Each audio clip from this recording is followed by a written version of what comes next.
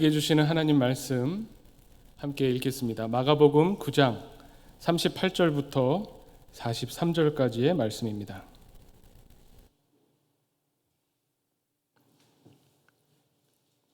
봉독합니다. 요한이 예수께 여짜오되 선생님, 우리를 따르지 않는 어떤 자가 주의 이름으로 귀신을 내쫓는 것을 우리가 보고 우리를 따르지 아니함으로 금하였나이다. 예수께서 이르시되 금하지 말라. 내 이름을 의탁하여 능한 일을 행하고 즉시로 나를 비방할 자가 없느니라. 우리를 반대하지 않는 자는 우리를 위하는 자니라. 누구든지 너희가 그리스도에게 속한 자라 하여 물 한 그릇이라도 주면 내가 진실로 너희에게 이르노니 그가 결코 상을 잃지 않으리라. 또 누구든지 나를 믿는 이 작은 자들 중 하나라도 실족하게 하면 차라리 연자 맷돌이 그 목에 매여 바다에 던져지는 것이 나으니라. 만일 내 손이 너를 범죄하게 하거든 찍어버리라. 장애인으로 영생에 들어가는 것이 두 손을 가지고 지옥 곧 꺼지지 않는 불에 들어가는 것보다 나으니라. 아멘. 네, 오늘 말씀 마가복음 9장에 나오는 뒷부분의 말씀입니다. 생각이 나시겠지만 지난 주일에 우리가 이 마가복음 바로 앞부분에 있는 오늘 본문의 앞부분에서 제자들이 누가 크냐라고 하는 그 주제를 가지고 길에서 쟁론했다고 하는 것을 우리가 살펴봤습니다. 근데 이 제자라고 하는 그룹 안에서 이 제자들 중에 누가 가장 큰 사람이냐를 따지다 보면 결국 그것이 흘러가는 것은 우리 중에 어떤 그 서열이 정해지고 그러면서 우리 공동체가 더욱 결속력을 갖게 되는 또 긍정적인 부분도 있게 됩니다. 물론 예수님은 이것을 원하지 않으셨고 정말 제자들이 물어야 할 질문이 무엇인가를 성경이 우리에게 가르쳐주고 있지만 우리의 모습이 또 그렇다는 것을 인정하지 않을 수가 없습니다. 그 중에서 또 제자들의 모습, 그러면서 제자들을 통해서 바라보게 되는 우리의 모습이 이 부끄러운 모습이 한 가지가 더 나오죠. 오늘 본문에 나옵니다. 예수님의 제자 중에 요한이 예수님에게 찾아와서 뭐라고 말씀하냐면 그게 38절이죠. 굉장히 의미심장합니다. 선생님, 우리를 따르지 않는 어떤 자가 주의 이름으로 귀신을 내쫓는 것을 우리가 보고 우리를 따르지 아니함으로 금하였나이다. 이 38절만 딱 놓고 봐도 우리라고 하는 말이 몇 번 나오나요? 3번 나오죠. 그런데 사실 우리라고 하는 이 말이 한 번이 숨겨져 있습니다. 저도 이 38절을 묵상하면서 여러 번 읽어봤더니 마치 예수님을 포함한 예수님과 제자들을 우리라고 일컫는 것 같지만 마지막 부분에 가면요. 첫 번째는 우리를 따르지 않는 어떤 사람, 그래서 우리가 그것을 받고 우리를 따르지 않았기 때문에 금하였습니다. 근데 여기에 생략된 게 뭐냐면 누가 금하였나요? 누가 그 사람에게 찾아가서 아니 우리를 따르지 않으면서 왜 귀신 내쫓냐고 하면서 금한 사람이 누굽니까? 우리죠. 근데 그 우리, 생략된 우리에는 예수님이 들어갈까요? 안 들어갈까요? 거긴 예수님이 안 들어갑니다. 거기에 예수님이 들어갔다면 이런 말을 할 필요가 없죠. 예수님도 아실 텐데. 예수님도 금하게 한 주체가 되신다면 이 말을 할 필요가 없는데 이 첫 번째 우리는 우리를 따르지 않는 자 할 때 우리는 예수님이 들어간 것처럼 느껴지다가 점점 뒤로 가면 우리가 봤어요. 예수님이 보셨을 수도 있고 아닐 수도 있죠. 그 다음 우리를 따르지 않았기 때문에 우리가 금했습니다라고 우리가 금했습니다 할 때는 예수님 빼고 제자들이겠죠. 그래서 예수님께 이 말씀을 드렸고 예수님도 이 우리 안에 들어오는 거 맞죠? 라고 확인하고 싶을 때 예수님이 금하지 말라 다른 말씀을 하시는 겁니다. 사실 이 38절 말씀 놓고 보면 굉장히 충격적입니다. 교회라는 게 과연 무엇인가? 우리가 교회 공동체를 이루면서 예수님의 제자 공동체라고 감히 일컫는데 예수님의 제자 공동체가 과연 어떠한 모습이어야 하는가를 성경에서 찾아볼 때 이 섬찟하게 놀라는 모습, 이 제자들의 생각과 태도가 우리에게도 있지 않은가 하고 놀라게 되는 모습이 바로 오늘의 모습입니다.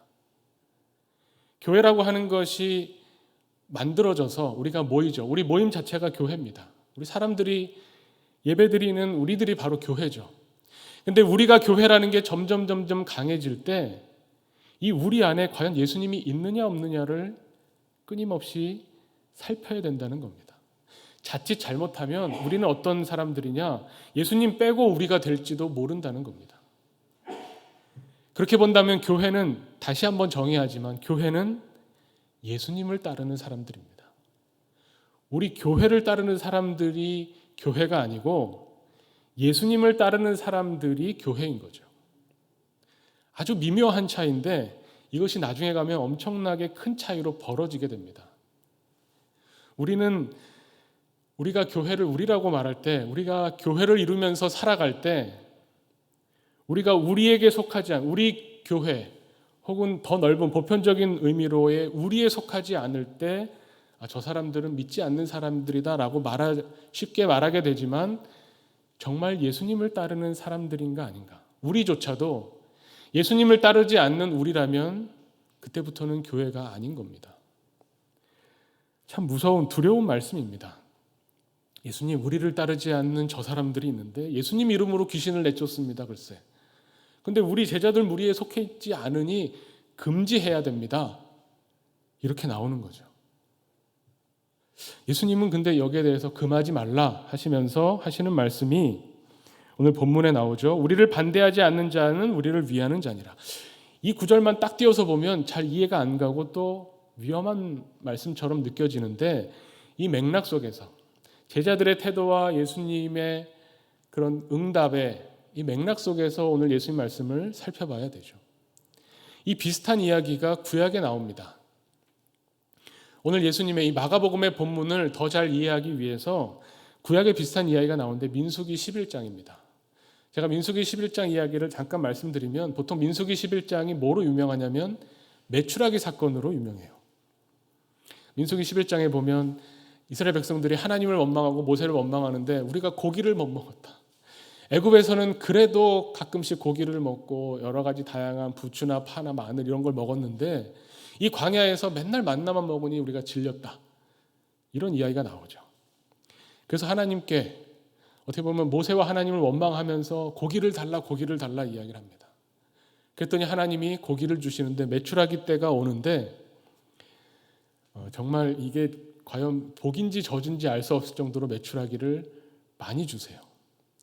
제가 아마 이 민수기 11장을 말씀을 나눌 때 한번 말씀드렸지만, 이 지름이 넓은 지름이 한 60km 정도 되는 넓은 땅에 90cm 정도로 메추라기를 쌓아 놓는 겁니다.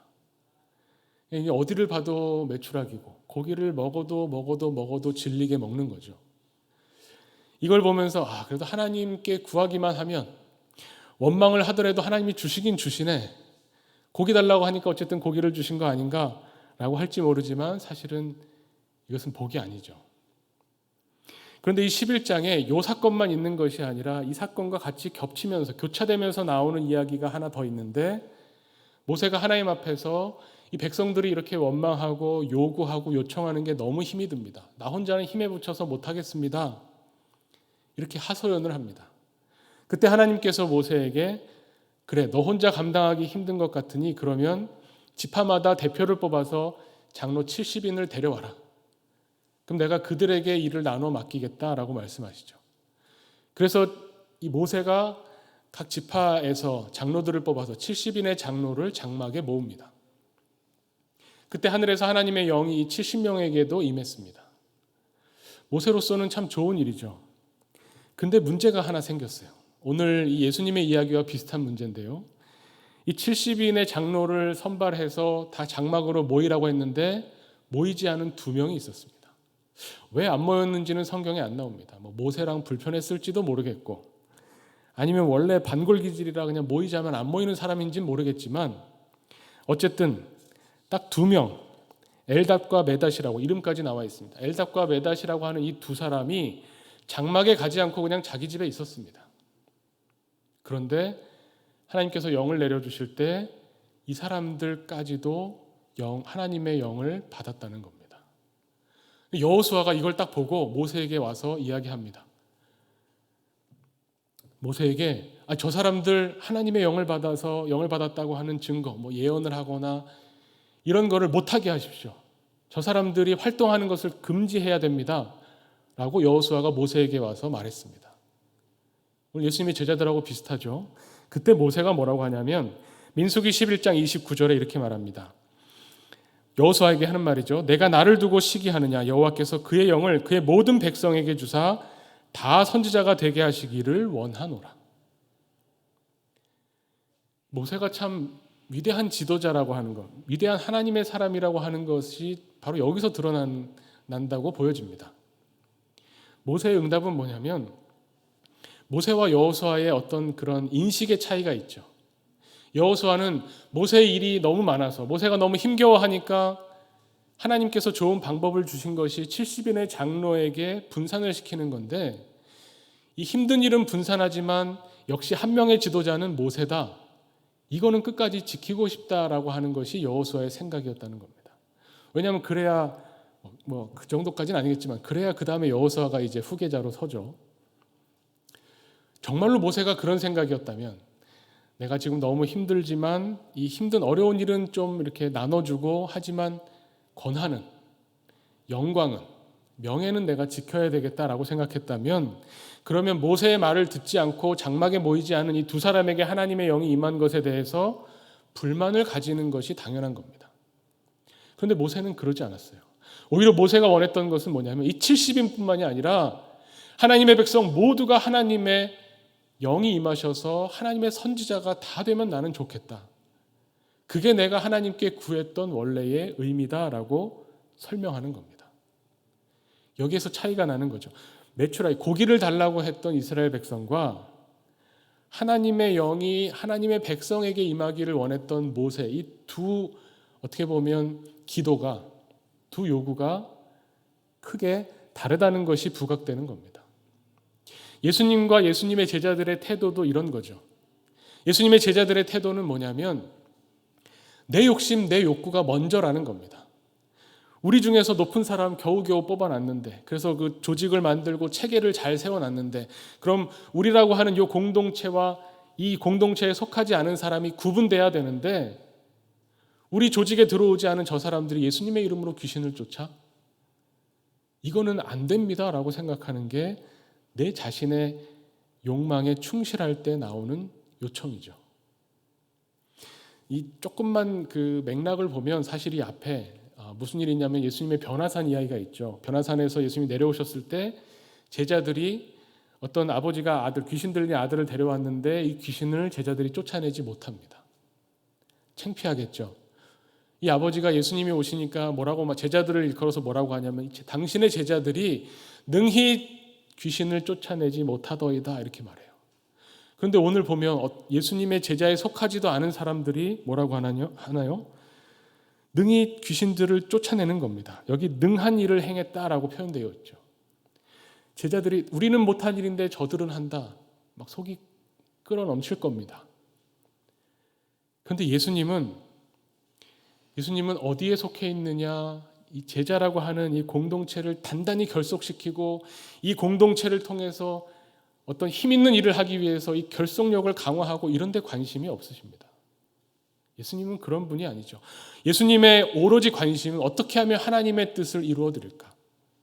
어떻게 하면 이 사람들을 살리는 생명 살리는 일, 하나님의 구원하심을 사람들에게 베풀까? 여기에만 관심이 있었다는 겁니다.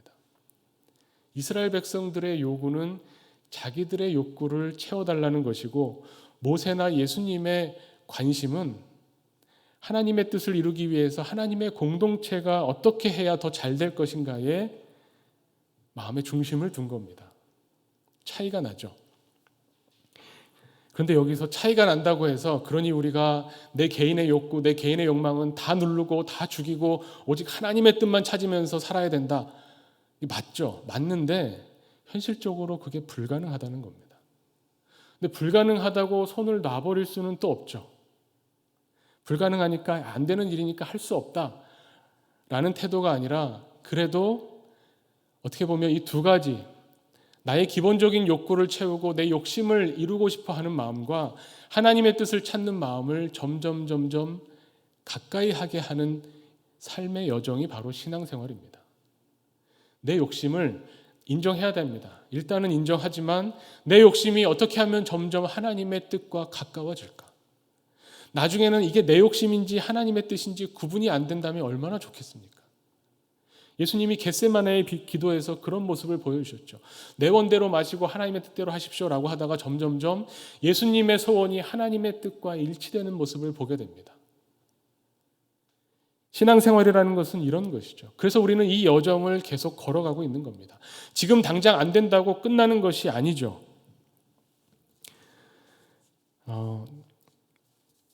본회퍼라고 하는 그 독일의 유명한 목사님이면서 신학자가 있습니다. 이 본회퍼 목사님의 이야기를 살펴보면 오늘 우리가 생각하는 이 부분과 굉장히 좋은 생각할 거리를 던져줍니다. 처음에 본회퍼 목사님도 2차 대전 당시에 독일에서 신학자로 산다는 것이, 목회자로 산다는 것이 어떤 것인가를 그 일생을 통해서 우리가 보게 되는데, 이분도 처음에는 20대 때는 어떻게 생각했냐면 독일 민족이, 이 독일 교회가 세계에 우뚝 서서 다른 사람들에게 선한 영향력을 끼쳐서 하나님의 나라를 이루어야 된다.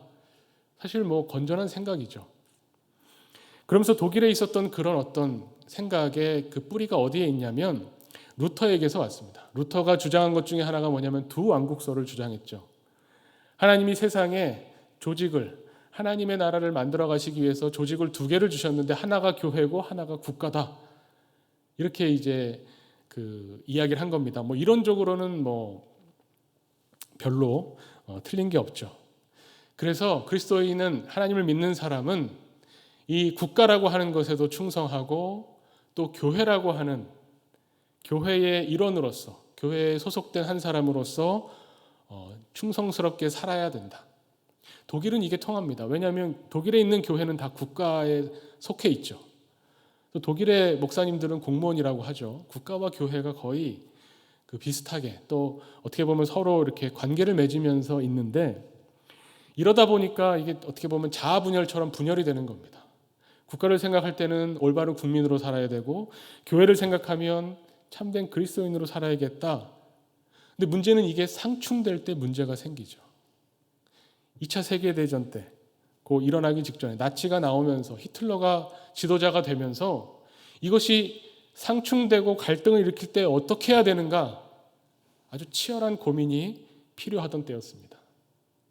본회퍼는 여기에서 교회가 무엇인가, 국가와 교회의 관계에 대해서도 물론 고민하지만, 그래서 결국 교회라는 게 무엇인가에 대해서 치열하게 고민하고 책을 하나 썼는데, 그 책이 바로 나를 따르라라는 책입니다.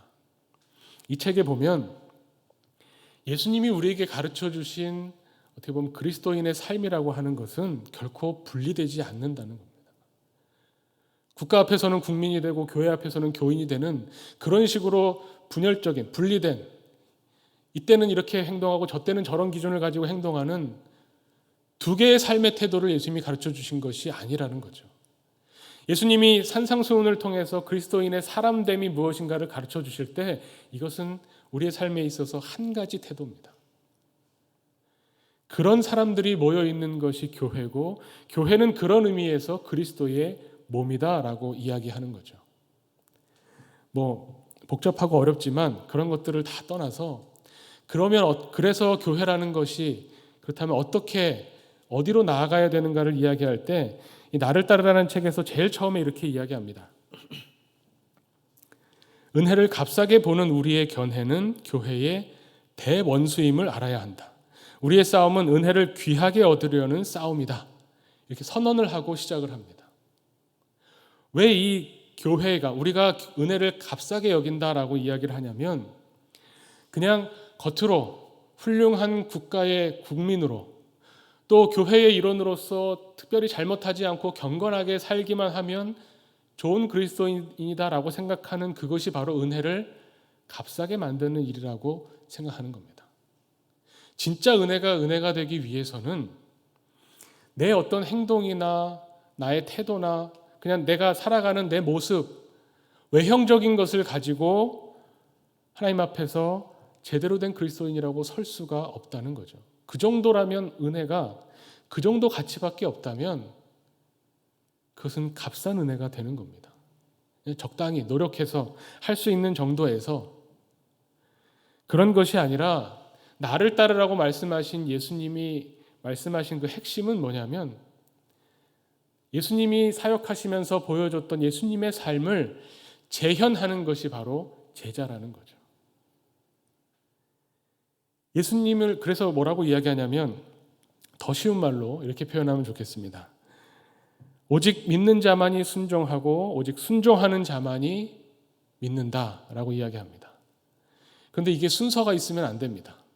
믿으니까 순종하지, 믿어야 순종할 수 있다라고 한다면 순종하지 못하면 믿지 않는 게 되는 것이고, 믿는 자만이 순종한다고 하면 그 단계, 순서가 생기는 것인데, 그런 식으로 믿음이 작동하지 않는다는 거죠. 이것이 서로 어우러지면서 어떤 단계적인 것이 아니라 서로 순환적으로 이루어지는 겁니다. 그러니까 우리가 말씀을 들으면 그 말씀에 순종하고, 안 믿어져도 순종하다 보면 또 믿을 수도 있고, 하지만 믿음으로 제대로 순종할 수 있고, 이 순종의 첫걸음을 떼는 것부터가 제자로서의 삶을 살아가는 첫 번째 일이다라고 이야기를 하는 겁니다. 이럴 때에 제자들이 내 욕구가 아니라 내 욕심과 내 명예와 나의 어떤 것을 만들어 가려고 조직을 만들고 우리라고 하는 어떤 단결된 그런 것들을 만들어내는 것이 아니라, 오직 우리는 예수 그리스도를 머리로 하는 우리는 그리스도의 몸이다. 예수님이 나를 따르라고 말씀하시면 나는 그냥 그 부름에 순종한다 라고 하는 것으로 교회가 또 예수님의 제자로서 살아가는 것이다 라고 주장하는 겁니다. 선포하는 겁니다. 오늘 말씀도 그와 비슷합니다. 예수님께서 제자들에게 거기 그 우리라고 하는, 이 우리라고 하는 제자들의 그룹 안에만 속해야만 예수님을 따르는 게 아닙니다. 예수님의 제자는 예수님을 따르는 사람이 제자인 것이고, 예수님을 보여주는 사람이 제자인 겁니다. 제가 우리 안에 지금 우리의 모습을 한번 보면서 반성할 부분은 물론 반성하지만 또 그 장단점이 다 있게 되죠. 교파라는 말과 교단이라는 말을 혹시 들어보셨는지 모르겠습니다. 우리가 교회는 이제 그 작은 공동체 단위죠. 좀 넓히면은 교단이나 교파라는 말로 이야기를 하는데, 교파가 더 클까요? 교단이 더 클까요? 사실 좀 헷갈립니다. 교단이라고 하는 것은 하나의 헌법을 가지고 단일한 조직을 가지고 대외적으로는 법적인 주체가 되는 단체라고 정의가 되어 있습니다. 그러니까 한 교단은 하나의 헌법을 가지고 많은 교회들이 거기 속해서 움직여 나가는 조직체죠. 근데 교파는 그런 조직보다 더 큽니다. 법적인 주체는 아니지만 같은 역사와 전통을 가지고 여러 요소가 공통된 모습을 가지고 있으면 교파라고 부릅니다. 그래서 우리나라의 개신교의 교파는 크게 보면 장로교, 감리교, 또 성결교, 침례교, 순복음, 성공회, 구세군 뭐 이렇게 큰 교파들이 있습니다. 지금 제가 말씀드린 것을 보통 교파라고 이야기하는데, 그럼 교단은 뭐냐? 그 교파 안에 또 교단을 이제 단일한 헌법 하나로 만든 조직체가 있는 거죠. 제가 살펴봤더니 2018년에 한국의 종교 현황이라고 하는 연구 발표가 있었습니다. 문화체육관광부에서 연구 용역을 줘서 한국학중앙연구원에서 발표한 것을 보면 2018년에 우리나라에 있는 교단의 개신교의 교단의 수는 374개입니다. 생각보다 많죠. 여기서 말하는 교단은 뭐냐? 장로교 이런 교파를 말하는 것이 아니라 교단을 말하는 겁니다. 교단의 이름은 보통 무슨 대한예수교 장로회, 이렇게 대한예수교 장로회라고 표기되어 있는 교단의 수만 해도 286개입니다. 그러니까 이 교단의 숫자를 보면요, 우리가 이제 그냥 장로교라고 하지만 장로교 안에 교단이 이렇게 많은데, 우리가 알고 있는 것만 해도 합동, 통합, 개혁, 고신, 대신, 백석, 피어선, 외신, 중앙, 합신, 재건, 고려, 호헌, 이거 말고도 286개를 제가 다 말할 수는 없죠. 네. 제가 이게 나쁘다고 비판하는 게 아닙니다. 우리가 예수님을 따르는 사람들이 모이는데, 모이다 보면 모인 사람들 안에서 더 친한 사람들도 있고 생각이 더 비슷한 사람도 있고 얼마든지 그럴 수 있죠. 그러다 보면 생각이 비슷하고 뜻이 모이는 사람들이 규합할 때 더 큰 힘을 발휘하는 것도 맞습니다. 또 교단이 우리나라에 이렇게 많기 때문에 이것이 나쁜 점만 있는 것이 아니라 구석구석 많은 교단들이 서로 경쟁하면서 사실은 전도가 더 활성화되고 더 많은 사람들이 복음을 듣게 되는 긍정적인 면도 많습니다. 그렇지만 아시는 것처럼 부정적인 면도 또 있죠. 왜냐하면 서로 분열, 어떻게 보면 그 세포 분열하듯이 분열되면서 점점 커지고 그러면서 서로의 한 교회라고 하는 생각을 가지고 있다면, 서로 협력한다면 너무나 좋은데 싸울 때 문제가 생기죠. 하지만 싸우지 않는다면 우리가 모두 예수 그리스도를 따르는 주님의 제자 공동체다라는 것을 공통점으로 가지고 있다면 교단이 많다는 것 그 자체는 큰 문제가 아닐 겁니다. 제가 말씀드린 긍정적인 면도 참 많습니다. 그러면 우리는 어떻게 되느냐?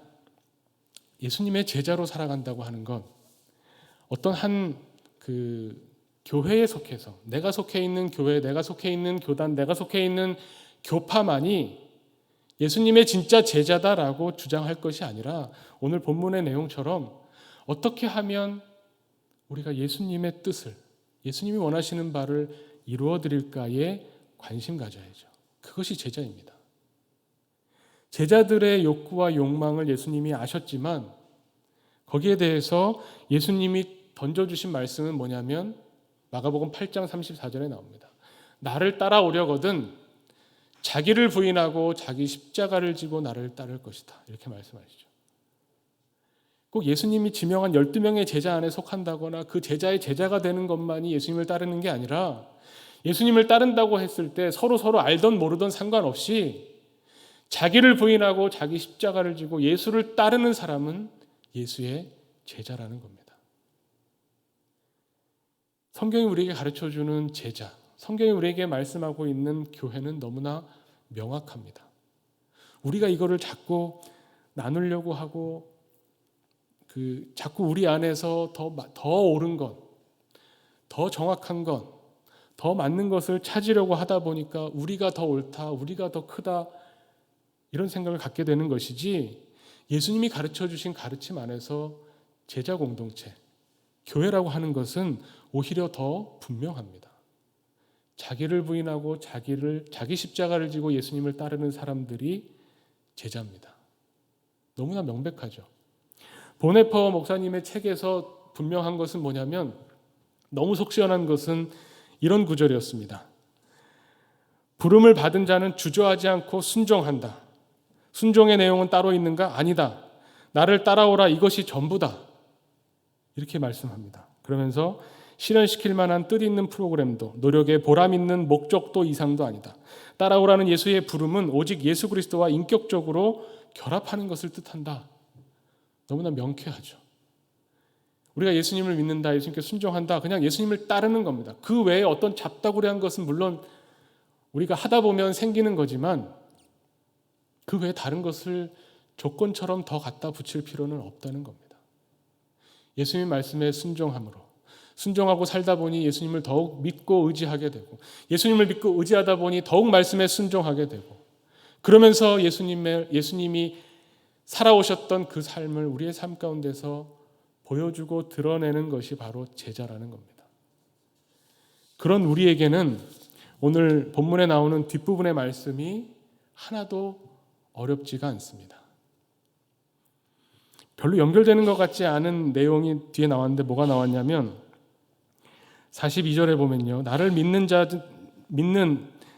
누구든지 나를 믿는 이 작은 자들 중에 하나라도 실족하게 하면 차라리 연자 맷돌이 그 목에 매어 바다에 던져지는 것이 나으리라 말씀하시죠.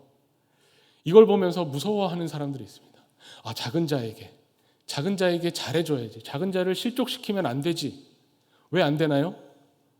작은 자를 실족시키면 연자 맷돌을 목에 메고 바다에 던지는 것보다 더 극심한 지옥이 기다리고 있으니까 실족시키면 안 되죠. 작은 자를 실족시키지 않으려고 벌벌 떠는 것의 이유가 지옥 가지 않으려고라고 한다면 얼마나 불행하겠습니까? 여태까지 앞에 쭉 나오는 예수님이 말씀하시는 제자가 무엇인가?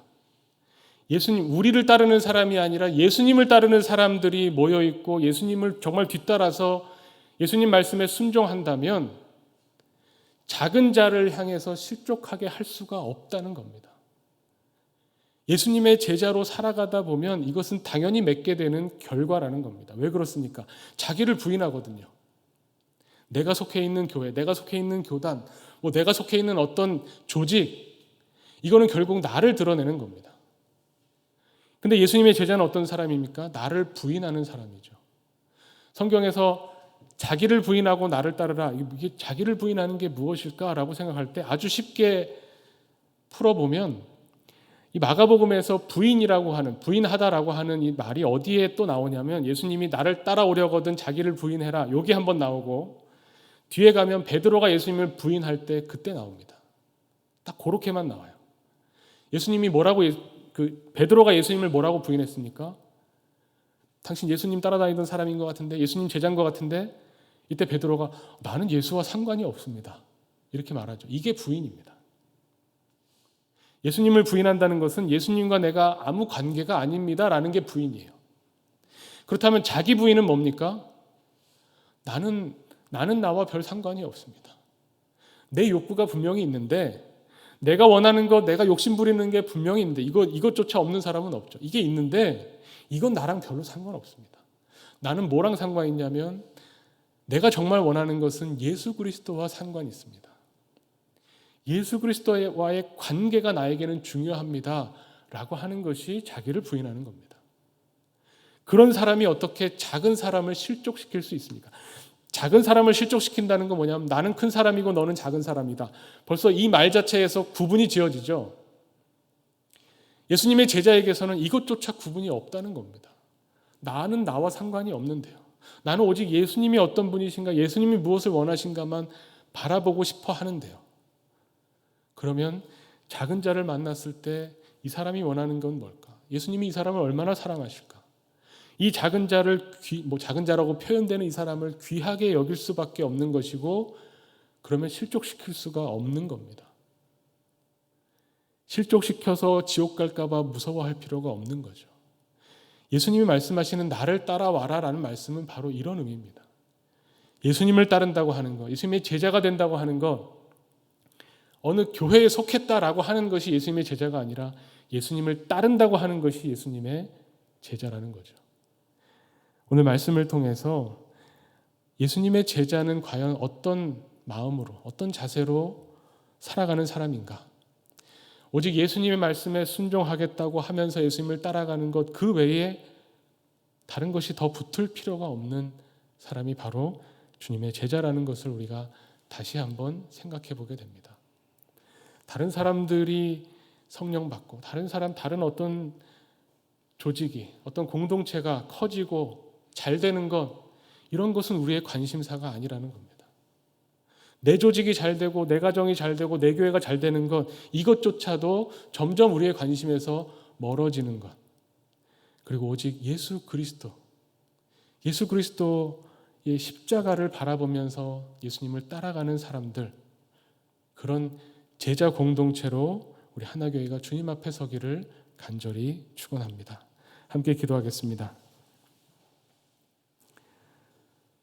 하나님 아버지, 오늘 주님의 제자는 어떠해야 하는가를 생각하면서 갈라디아서를 통해서 우리에게 말씀하신 또 성령의 말씀을 우리가 떠올립니다.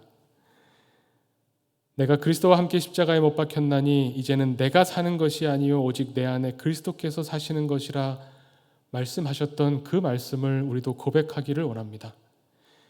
이제 내 욕심만을 따라 사는 것이 아니라 오히려 내가 나와 상관이 없고 오직 예수 그리스도와 연합하고 결합하기 원하는 주님의 제자로 서기를 원합니다. 점점 예수님과 가까워지고 예수님이 원하시는 것을 우리도 원하기를 주님 기도합니다. 우리의 기도를 들으시고 우리를 주님의 제자 공동체에 합당한 사람들로 인도하여 주시옵소서. 우리 교회의 머리가 되시고 우리 몸된 우리를 오직 예수 그리스도가 기뻐하는 주님을 따르는 제자의 길로 인도하여 주시옵소서. 이 모든 말씀 우리를 사랑하시는 예수 그리스도의 이름으로 기도하옵나이다. 아멘.